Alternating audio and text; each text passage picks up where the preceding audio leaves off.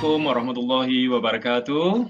So Alhamdulillah, today we will learn about the new HTML topics called links. Ladies and gentlemen, link is actually the most important feature of the web. When Tim Berners-Lee invented the World Wide Web, he wants the web to work more like a human brain rather than a book. What does it mean? Our human brain is actually very wonderful because while doing one job, okay, we can actually think and link, okay, to so many things. All right, we can think of what to eat, okay, during iftar later. Okay, we can think, okay, maybe what to do next. All right, and we can link to so many things. That is actually the similar relationship, okay, between the links, okay, or hyperlinks, okay, in web document. So with hyperlinks or link, we can actually connect to any web page, right? To any web page. There is no restriction for you to create a link, okay, from any web page to any web page. So this is actually one of the great feature of the web that without it, okay, the web wouldn't be like what it was today. So before we move further, all right, I would like to share my presentation now. Now, when we talk about links, there are two parts of link that we should know. Okay, so I will show you the parts of link. Link can be divided into two parts. The first part is what we call label. Label can be text or image that represent the links. Now, label is the actual things that user sees. Okay, for example, we can use text. Okay? The common label for homepage, for example, is home. When you choose label, you have to make sure the label could be understood by visitors, okay, user-friendly, okay. It is a common term that user understand. And please do not select text, okay, which is too long to become links, right? And label also plays a vital role because the right label will make your page, okay, is more organized, okay, and people can access your page easier.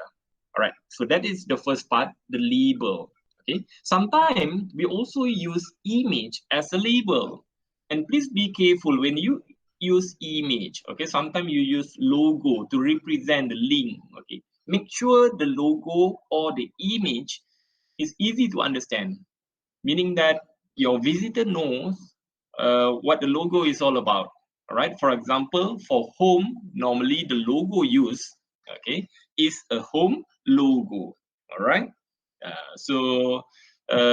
Please select whether it is text, okay, or logo or image. Okay, if you want to use them as a label, okay, for your links, okay, please make sure you carefully select them and make sure it is user friendly to the visitor.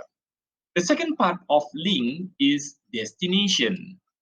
Ladies and gentlemen, destination is actually the actual URL.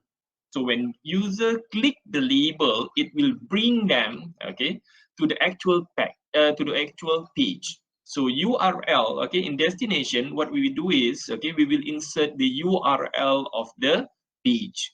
So of course, okay, URL, okay, we have two different types of URL. I will explain about that later. So that is the basic parts of link, label and destination.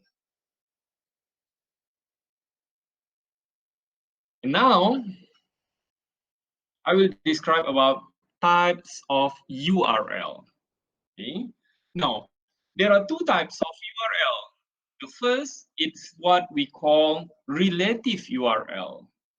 Now, relative URL is actually a simple URL and it consists of folder name and file name. Example of relative URL is like index.html. Now we know that, okay, index is actually a default name for homepage. So when you name, okay, any of your HTML file with index.html, we know that that one is a home page of that website. Now, relative URL normally are used to link pages in the same website. Okay, some in W3 School they call it local links. Okay, and normally, okay, I will call it internal links. Right. So since we are linking pages in the same website, meaning that, okay, if you creating your web page, okay, you might save it, okay, in your offline folder, okay, or in your local folder. So pages in your local pages, all right, when you want to link them, okay, we can use relative URL. We don't have to type the full URL, right? The second URL is absolute URL.